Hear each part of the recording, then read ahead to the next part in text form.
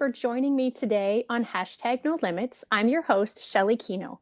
Hashtag No Limits is about people that society puts limits on, but who have busted through those limits. Ophelia said in Hamlet, "We know what we are, but not what we will be." I believe this to be true 100%, and that there is no better example than the caterpillar turning into the butterfly. The caterpillar literally dissolves and its cells reform into a butterfly. Who would have thought? As the butterfly emerges from the cocoon, it has to struggle in order for its wings to be strong enough to fly. Obviously, this is no easy process, but neither is breaking through limits that society has set upon a person. But just like the caterpillar, when we believe in ourselves, we can accomplish more than others might think. And if we have a support system around us to encourage and facilitate our growth, even better. Today, I am joined by George Bailey. He is a father of 5, 2 of whom happen to have autism. He, unfortunately, has had many sleepless or disruptive sleep nights in his time as a father. He's going to share with us, both as his role as a dad, but also as his role as president of zPods, how he and the company are helping people break through the limits of sleepless nights. Welcome, George. Thank you for joining me today on Hashtag No Limits. Please tell us about yourself and your family. First of all, thank you so much, Shelly. I really appreciate the opportunity to be here. I'll talk with you a little bit about my family. My wife and I are both from California, but we met on a blind date in Utah and got married 3 months after our first date. So it was, speed dating. We got right through to the but, it's funny because you get a little bit nervous about telling people about that, at least, within the first year of your marriage, because, they're all thinking the same thing. Like, I wonder how long this is going to last, Right. But it's been 14 years, very happy years, adventurous and sometimes hard years. And so now I can say that with a lot of confidence that things are going quite well. We have 5 children. We've been very blessed. A little bit about our family adventure. We had our first son about a year after we got married, and his name is Joseph. And we moved to Germany rather quickly after having Joseph, where I had my first postgraduate job as an instructor at a German university. And we lived there for 3 years. It was a really wonderful time. I loved foreign language instruction. I continue to, and I still study foreign languages, still speak them whenever I get the chance. But it was a wonderful time. But one of the hardest parts about it is that it became very evident very quickly that there was something amiss, with Joseph.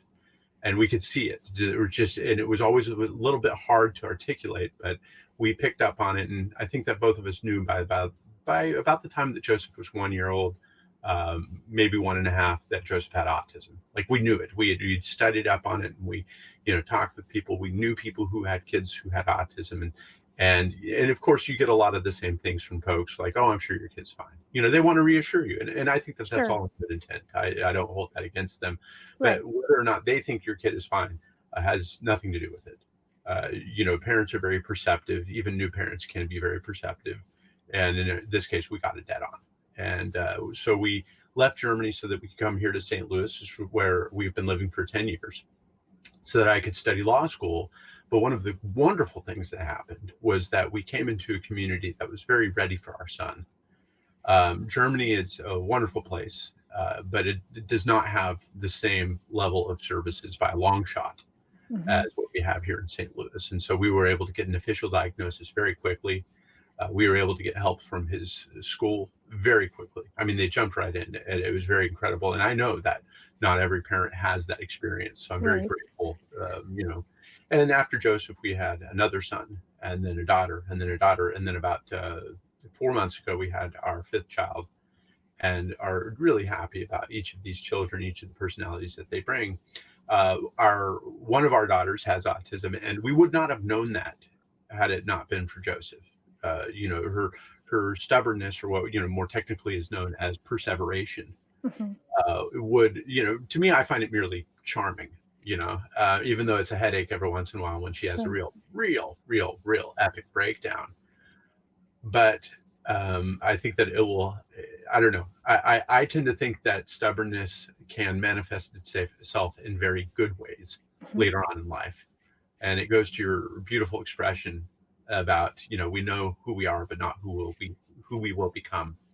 Uh, where I kind of feel like, some of those traits that we have that may be perceived as negative traits can actually serve us well if we harness them and, bridle them. So I'm actually really excited to see where my daughter takes her stubbornness, because I think it could actually turn out to be a very good thing for her. So that's a little bit about our family. I work in this business. I really enjoy it. And we love walks. We go walking every weekend, 2 times at least. Hiking if we can. I want to, get them up. And we love movies and we love food like everybody else. A little bit about us. Yeah, that's awesome. I really appreciate that you recognize that stubbornness can be used for good. Because as someone with red hair, I've been told many times in my lifetime that I have a hot temper or I'm stubborn, and I feel like being stubborn just means I know what I want, and I'm not necessarily going to settle unless you can convince me that there's a good reason for me to change my mind. It's a So wonderful attribute. I think it's it's great. Yeah. I'm happy, and I agree. There are several things. I mean, I often think about our kids who have ADHD.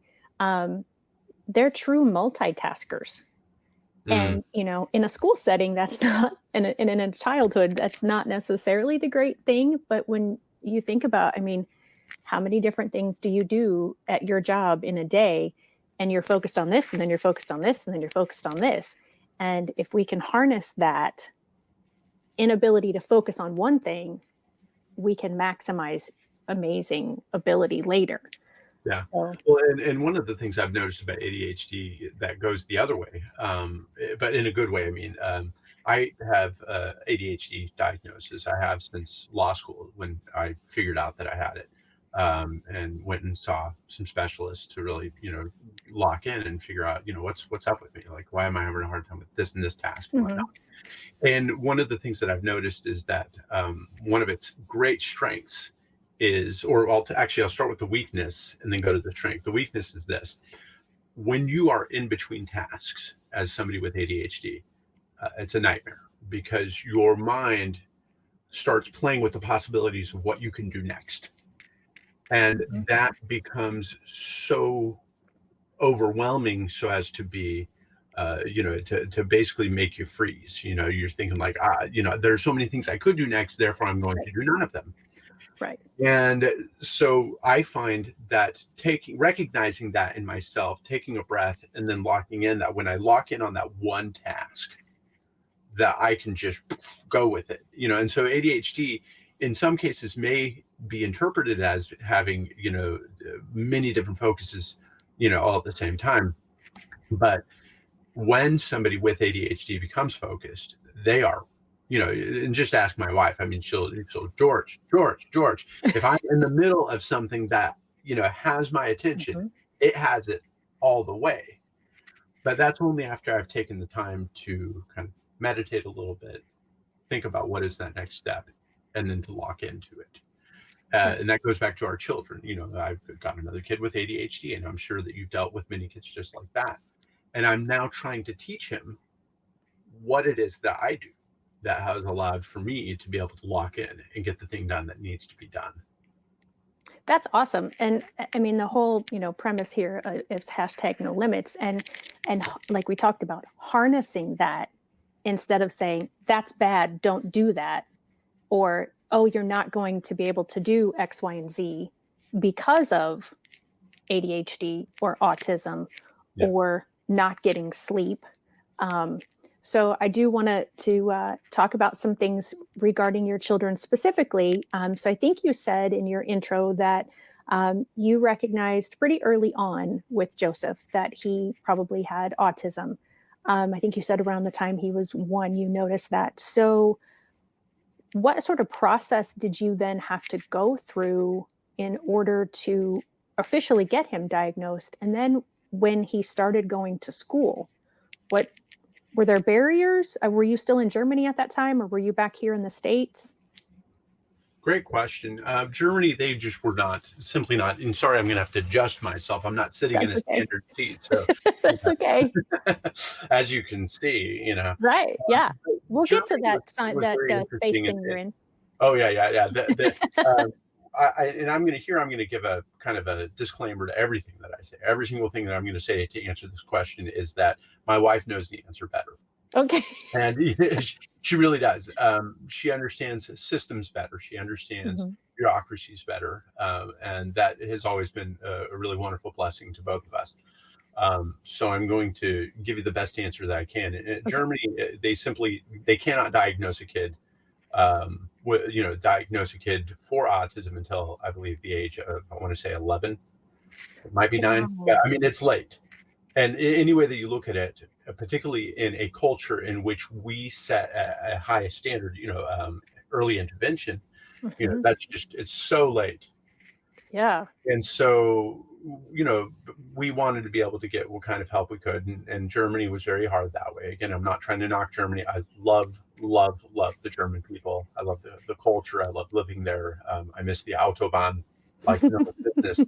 But the only thing that we were able to get there once we had a diet, it wasn't even really a diagnosis. It was just bringing up the fact that our son obviously had some severe sensory issues, that we were at least able to get him in with a sensory room where a woman would kind of take him around and, play with, get his hands into beans and, dry beans and stuff like that. Hmm. Some of those activities, get him on a swing to improve his vestibular sense. And so that was, it was good that we were able to find a way to be able to do that. But once we came back to the United States, I think that what it really required was that, my wife got out there and just asked a lot of questions. And I think that one of the big strengths that we had coming into St. Louis is that I had a sister here at the time with her husband and kids.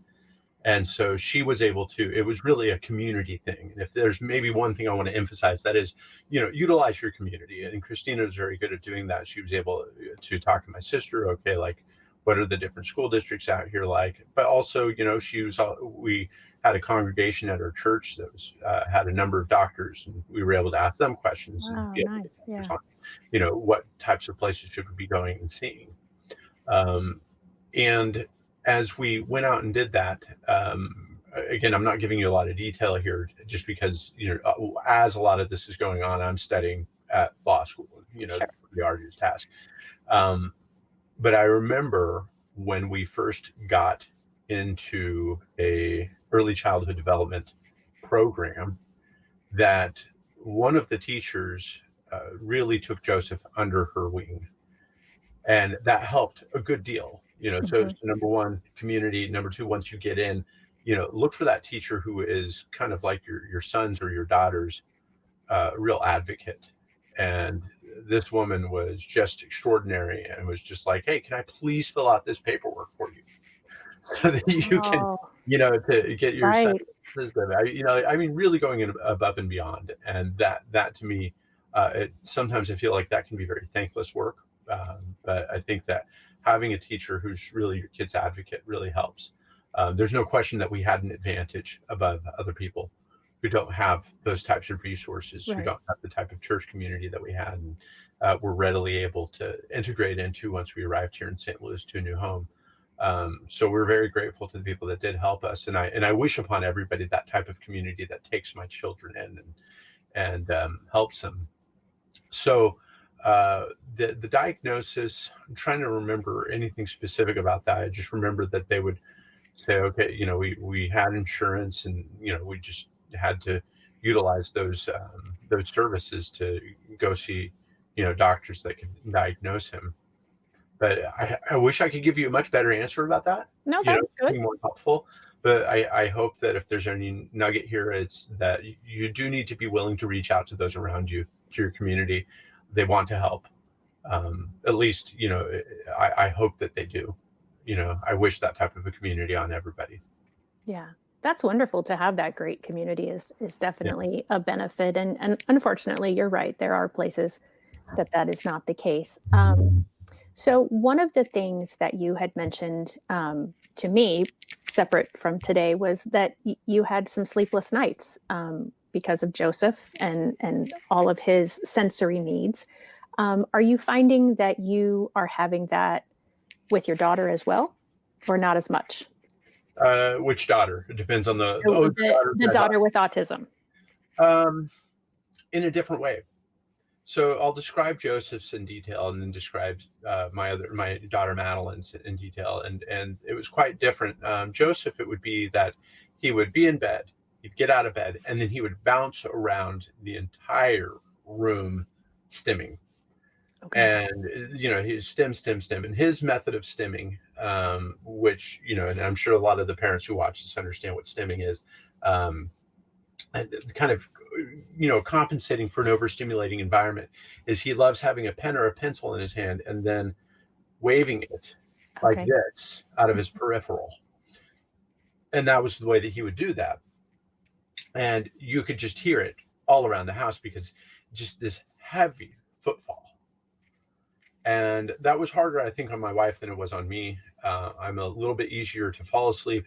If I wake up in the middle of the night, I can have a rough time getting back to sleep. But, in terms of that initiation of sleep, not as hard of a problem. But, it always still bothered me. And we'd find ways to go in. You have to issue threats and give hugs and all of the rigmarole, that you'd have to go through. And what made it even harder for Joseph was that his little brother, 2.5 years his junior, would distract him and play with him and fight with him.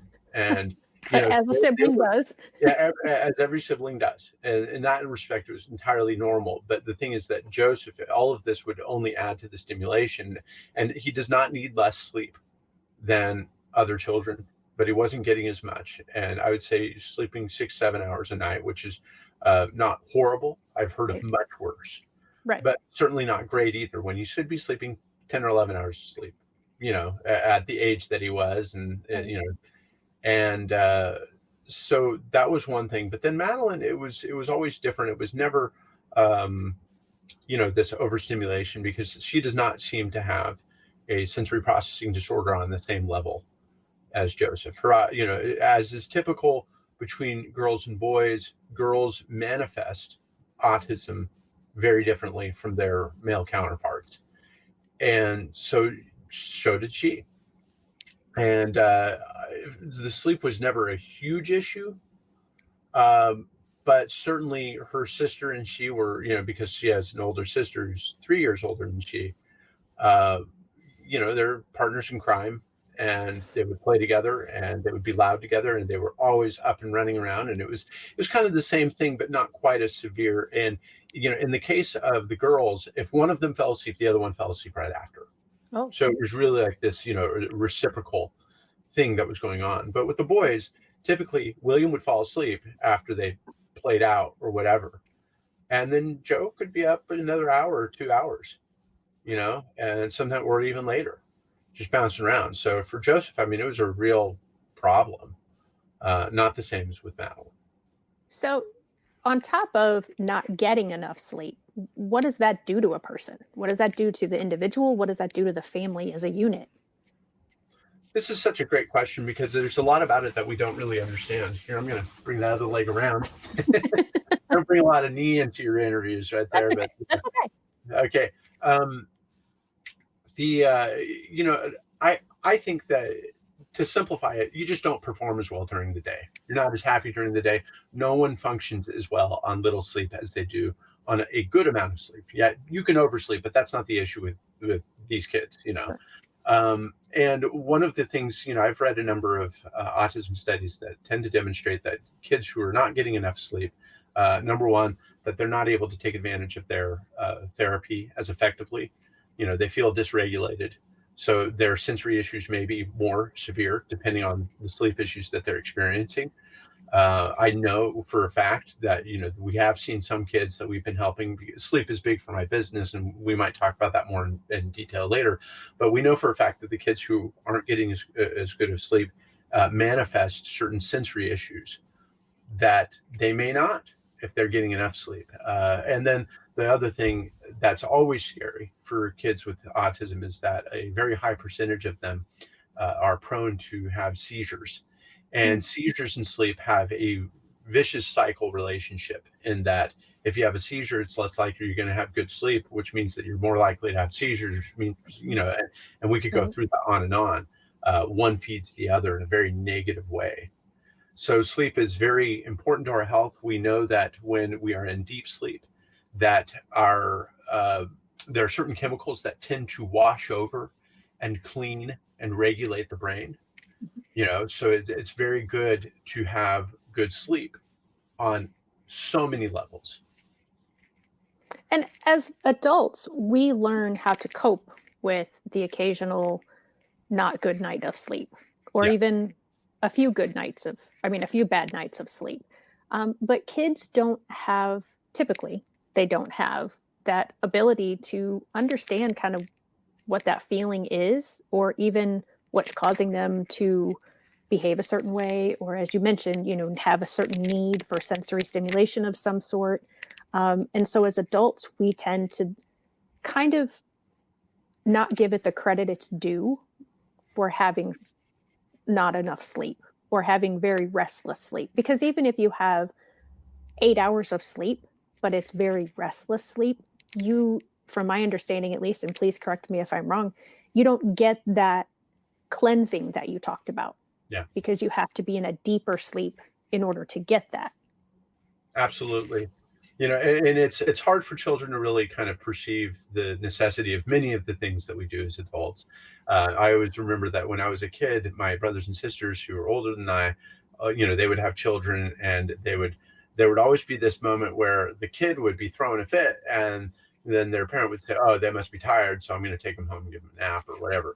And I always kind of felt like that was a cheap way out. I'm just like, what?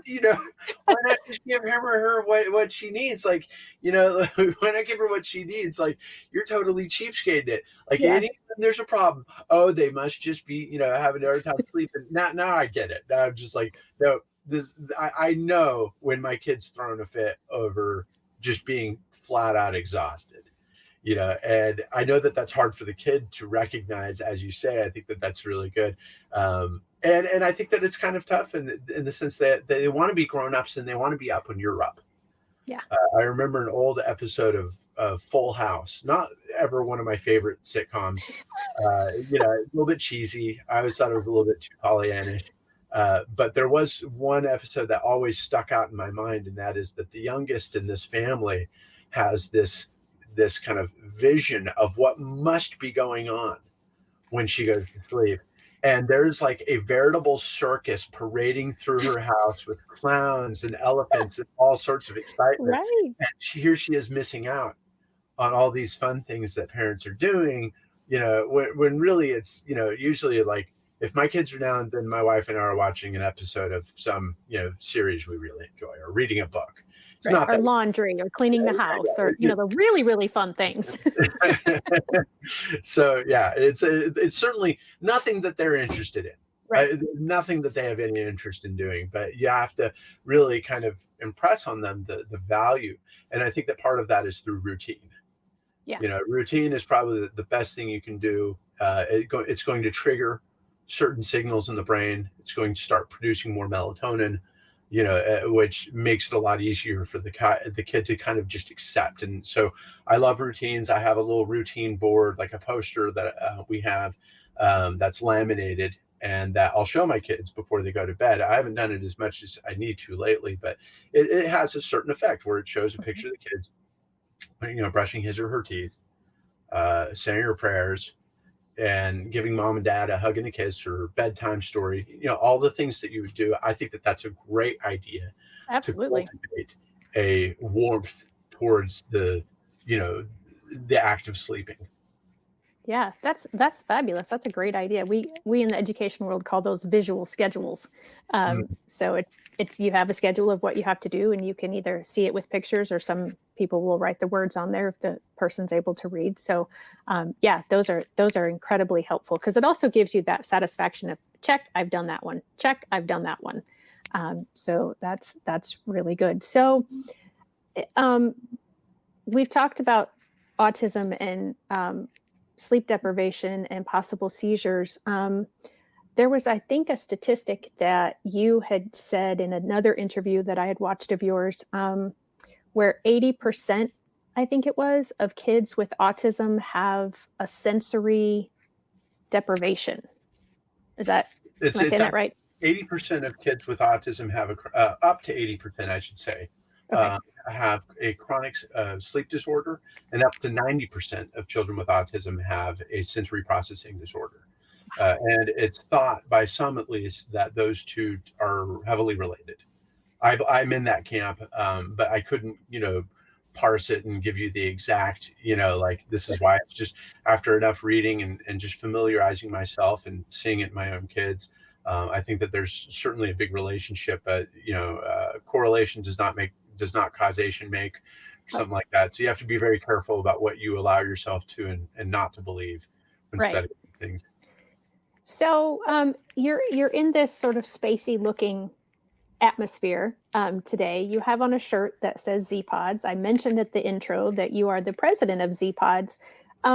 Where in your life did zPods come into your life? By luck, and by dumb luck at that. Okay. It really was. I had been working in the financial services sector for a little while, and I enjoyed it. I find a lot of meaning in that, and I'm a big believer in financial literacy. I'd even done a little podcast of my own about financial literacy for a time. But I had a couple of friends of mine. We all sit on the board of directors for the Asian American Chamber of Commerce. I don't look the part, but I speak Mandarin Chinese and been very engaged in the Chinese and other Asian communities in St. Louis.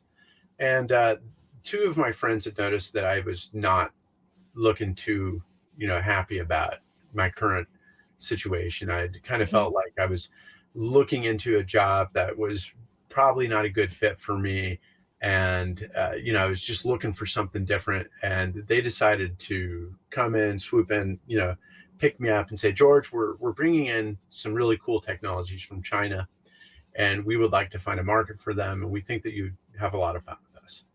And to this day, I'm so grateful. That happened well over a year, about a year and a half ago. They swooped in and picked me out of this situation, and we started working together.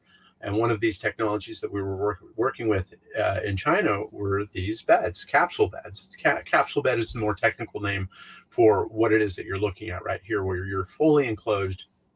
I'm lying sitting on a twin size mattress. So if I were to lie down straight out, I could fit in here quite easily. Could fit up to a 6'5" individual. Wow. And the way that my partners had discovered this is because one of them had been traveling in China, and he had stayed in one of these beds at a hotel, which is the way that they use them in China. They use them for hotels, micro hotels, or at airports, And he thought, oh, this is kind of cool. And then a friend of his in Florida that was building a Star Wars themed living space and needed a very convincing bed. And Gary's basically like, oh, I've got the bed. So he actually shipped a bunch of these in from China. And then we would sit around the ones that he shipped to St. Louis. So he got some extra ones. We sat around the extra ones, just kind of thinking, like, what do we do with these? Like, is there a market? And I kind of thought that they were a little bit too like futuristic and stuff like that. But then one of our connections would prod us and say, you really need to look at sensory rooms. And that was just kind of like a slap in the forehead for me. I thought, like, oh my gosh, how did I not think of this? Why was I not giving this really real consideration? Because I knew that, like any kid really, but I knew specifically that my oldest son, Joseph, would take to this and love it. There was just something I intuited as a parent, like, oh my gosh, so we tried it out, and I noticed that, Joseph got inside the bed, closed himself in, and then he just settled down, and he was straight on his back with his hands behind his head, looking up at the ceiling, and he wasn't stimming.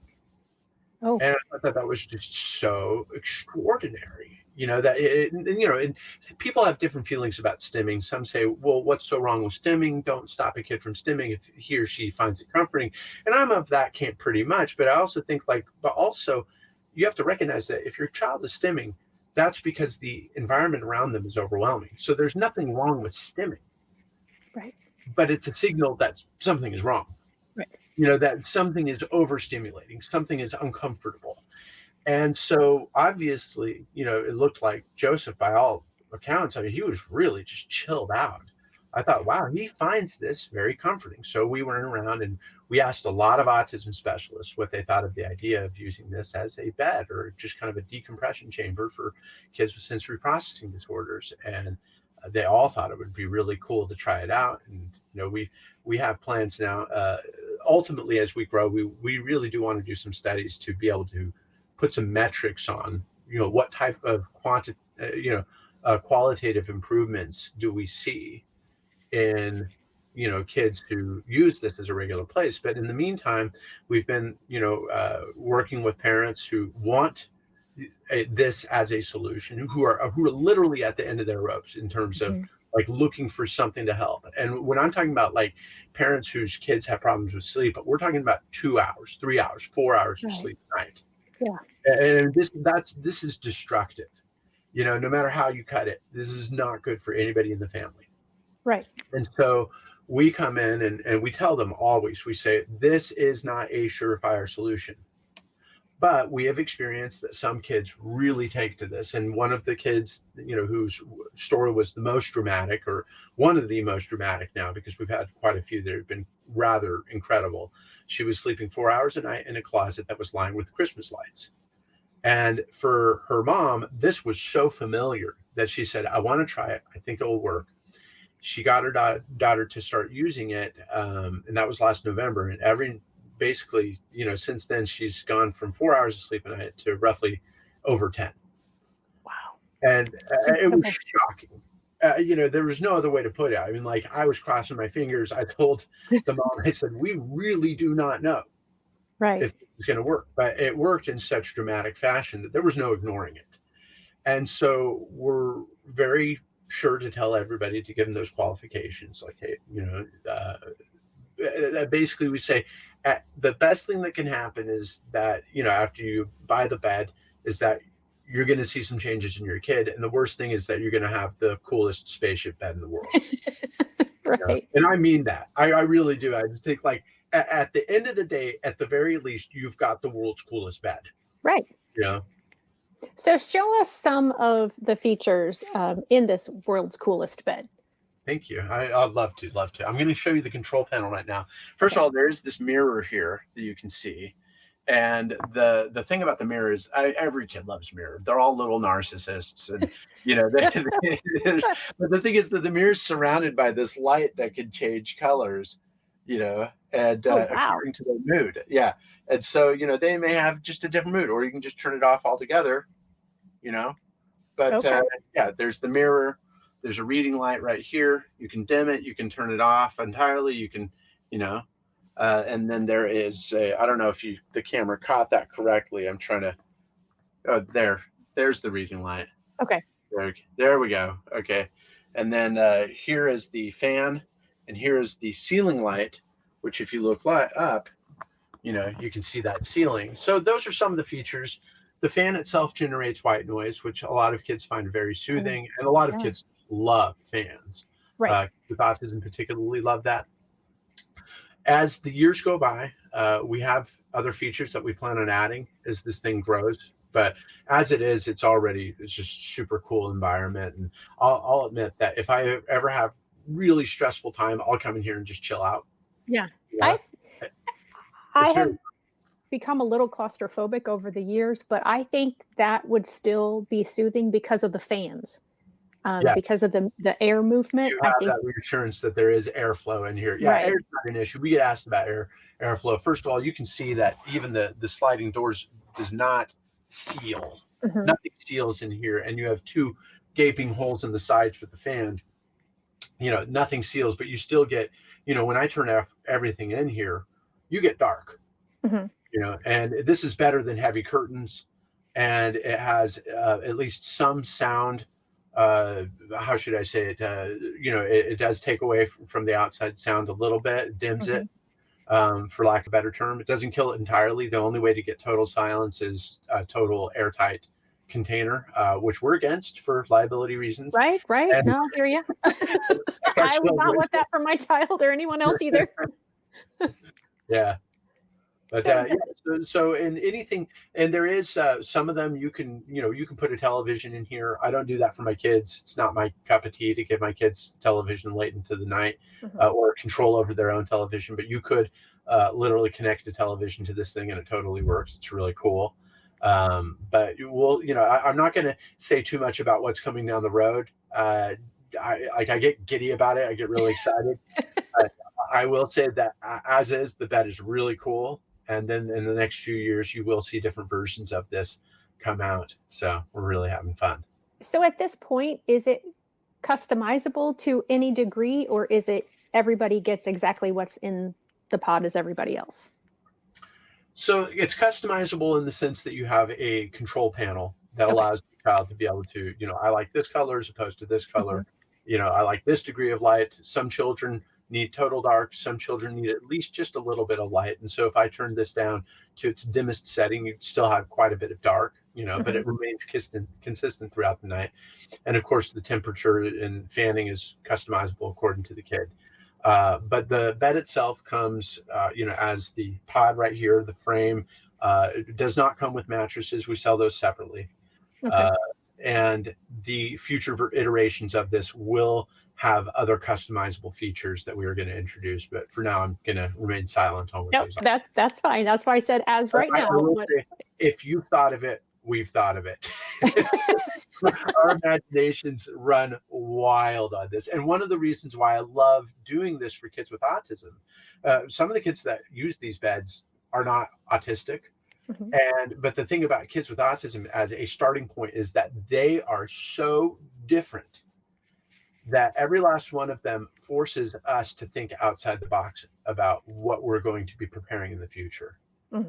And we try to listen so hard to our customers, and we get so many great ideas from people who come to us for help. So something that me as a parent, and again, me as somebody who's just a tiny claustrophobic, the doors. So I know that there's air in there, but would there be a way for somebody to get stuck inside of this? No, it really, no. So the door, just so you can see, is on a track, and it slides open and close very easily. It does not lock, and it's high quality. But if there were an emergency, you could readily take the door off. So I wouldn't want that to happen. Sure. Every once in a while, for example, we've had a kid who's stuck his blanket in the track, but parents for whom that has happened have not had any serious issue. Okay. Yeah, that was my thinking was, as some of these kids really want, I've had students in the past that have not locked themselves in, but really wanted that very tight, small space and wanted everything else out, and have done whatever they could do to prevent someone from coming in. So I was just thinking, and you just said it like a blanket. You'd be hard pressed not to be able to, get in.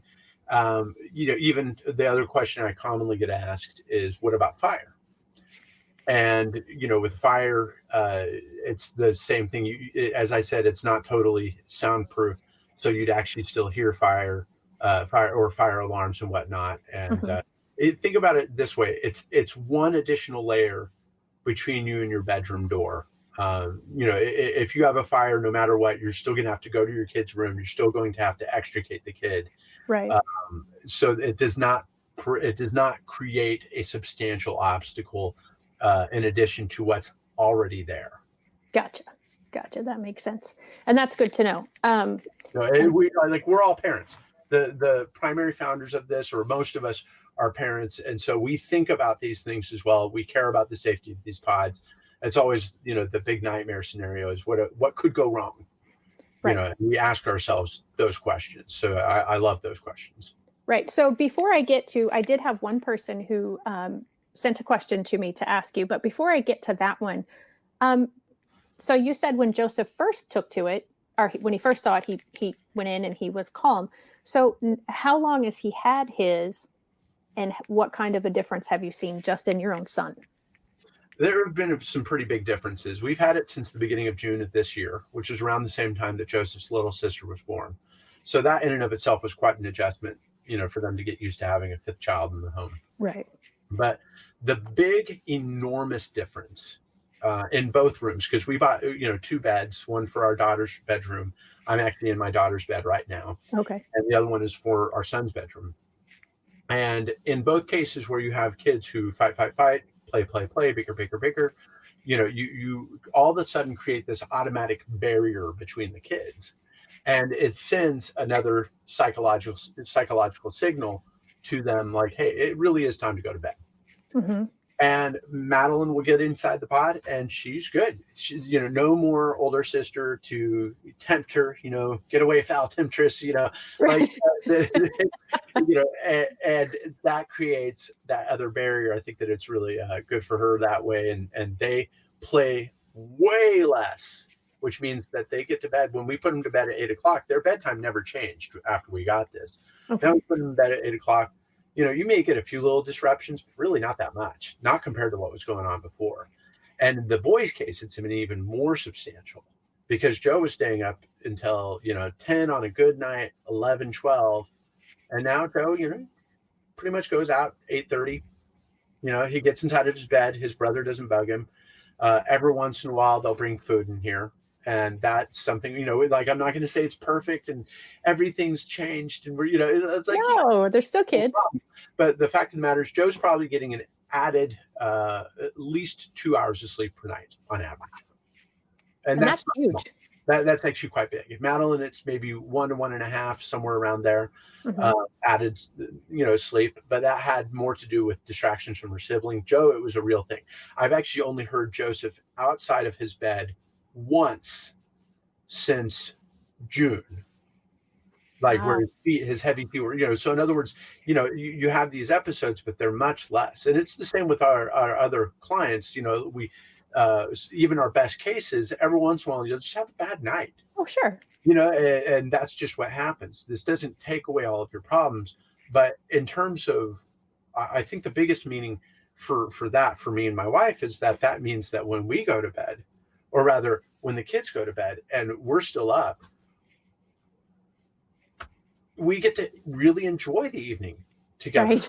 There's not this constant flow of kids coming in and out of our bedroom or our office where we're watching a show or something like that.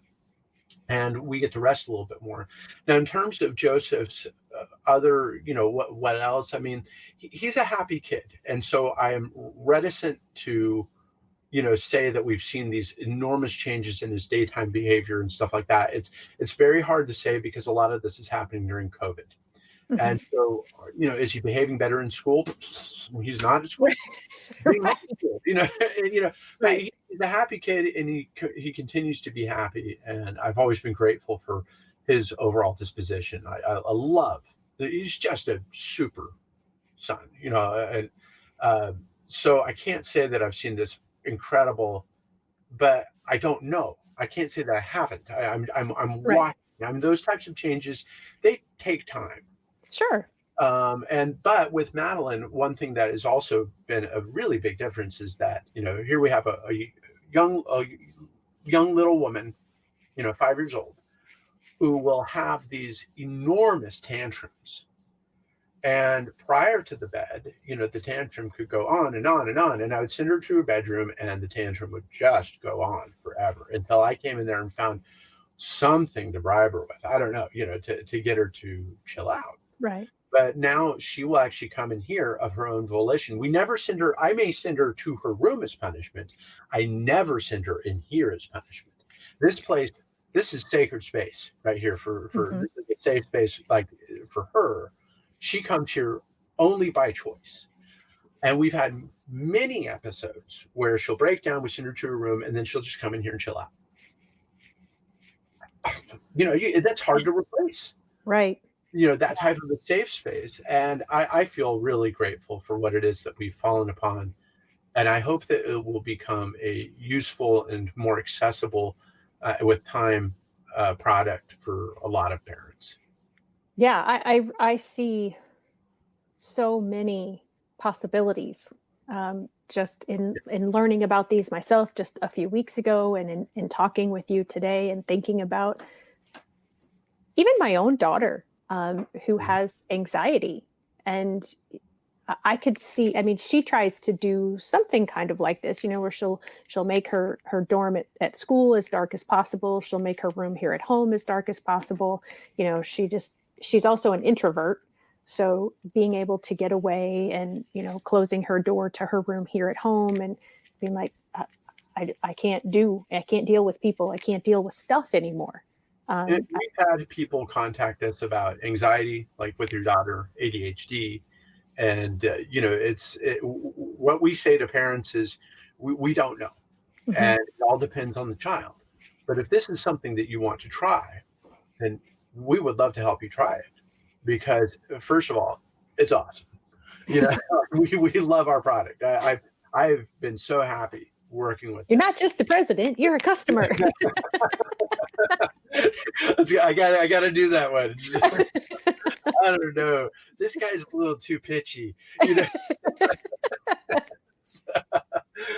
Yeah.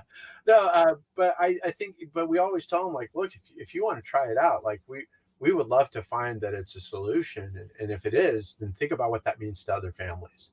Right. And what's been really cool is that we'll have somebody who tries it out, and inevitably their sister or a friend will call us up and say, I saw this, I see what it's doing for my nephew, my niece, or my friend's daughter, or whatever.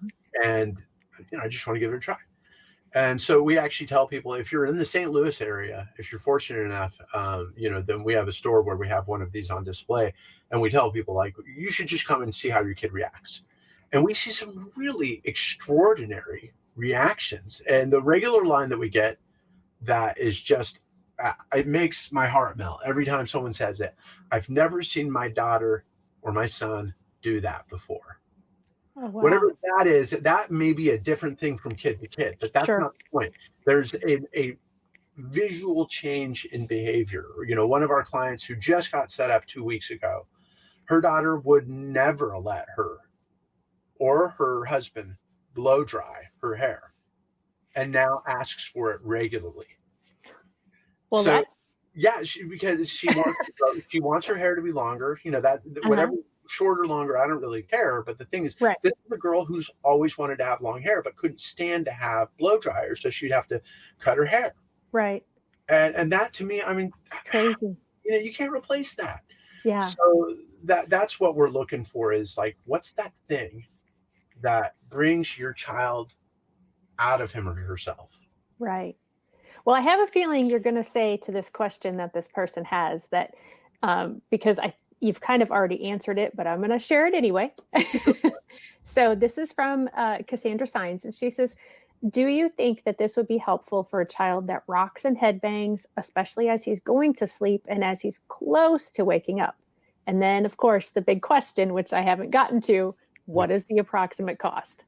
So to the first question, that's a really wonderful question. And I would tell you effectively the same thing that I've told any other parent, that is that we really can't make a promise. What I would look at, there are a couple things that I would do to really test that out. Number one, definitely come and see the vet if you can, because then you may be able to observe some things about your child and whether or not this has an overall soothing effect.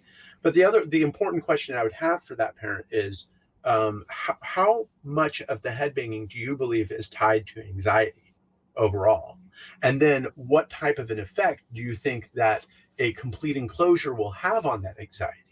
If it's going to heighten the anxiety, and if it's caused by an anxiety, this is not a solution. But if this is something that it's something on certain level, it's an anxiety induced, or at least magnified in some level by anxiety, then yeah, I think that this has the potential to be able to help out.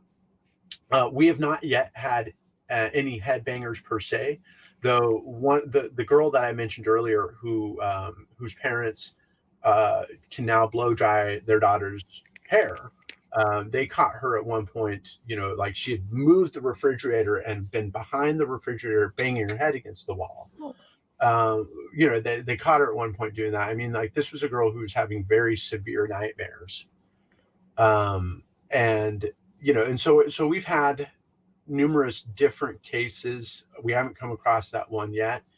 I would hope that we could help. And there is cushioning, all this right here. This is all plastic reinforced. The mirror itself is actually not glass. It's I'm going to blow the material right here, which is unfortunate. But, these are not dangerous materials to be exposed to, and certainly no more dangerous than the room wall that your child already has. And if you can see behind me, there is cushioning. I don't know if you're able to direct your child to headbang on a specific thing, but that would help in that particular case. So that's a hard question to answer. I hope that that's a satisfiable answer at least. As for price, the single unit right here that you're looking at is a $4,000 bed.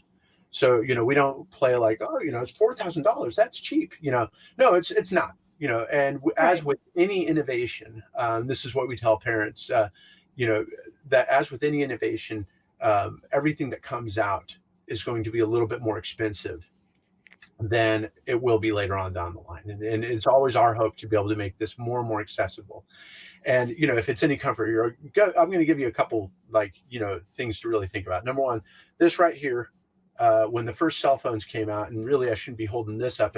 Instead, I should be holding this up, a brick. Those were $4,000. Yeah. And this is more powerful than any computer, 10 years ago.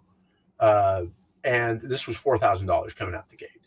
And so that's one of the things that we're trying to, give perspective to. And there are those early adopters who are going to make a huge difference. And so we try to encourage parents like, look, this is something we're all trying to get this out. The other thing is that we have been very successful at, number one, getting state help, which we've done in Missouri and in Minnesota. We're working on 13 other states right now. And we encourage people, like, if you feel like the price is challenging, then you should by all means approach your disability department from the state and whatnot, and see if they would help cover the costs. Every state is very different. Mm-hmm. I know, for example, that Idaho is really hard. And there was another state I just talked to that is totally different from Idaho in every other respect, but is also just as hard as Idaho. It's right. So Illinois, I think it was. They're not. That would not surprise me. Pretty radically different. Yeah. And so we always encourage people, go to your states, go to your insurance. We will work with people if they come to us and say, I really need help. I need some guidance. Like, I will walk them through everything that I can think of. We've had people successfully do GoFundMe to be able to raise the money to be able to get the bed. If your kid's sleeping 4 hours a night, you need to let the people around you know who love you. Right. And a lot of parents who have kids who don't sleep very much actually don't talk a lot about that part of autism. I didn't know that was a common feature of autism.